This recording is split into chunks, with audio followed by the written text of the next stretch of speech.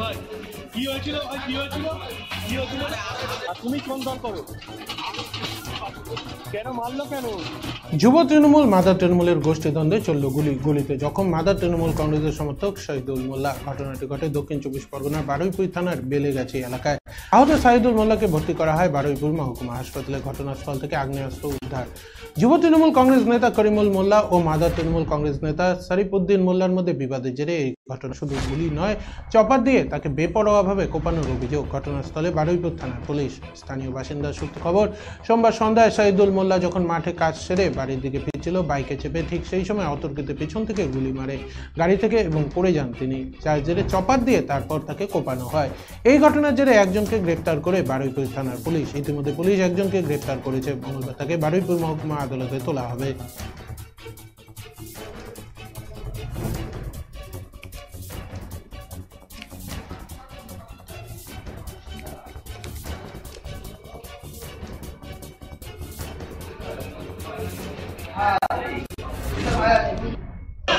আরে ধরে নাও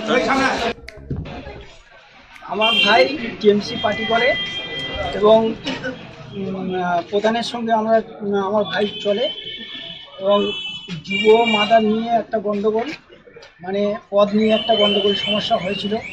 এর আগে আমাদের বাড়িতে কালিমুল্লার ভাইপো মিলে সবাই মিলে আমাদের বাড়িতে গুলিগোল্লা করে মেশিন পার্টি নিয়ে গুলি চালিয়েছিল এবং তারপরে কিছু আজকের যে ঘটনাটা, আজকের হচ্ছে কুতুব মিস্ত্রি বলে যুব সভাপতি, সে আমাদের বুথে সে গিয়ে কিছু ছেলেগুলো সাজিয়ে দিয়ে আসে এবং ইঞ্জিন দিয়ে আসার পরে আমার ভাইকে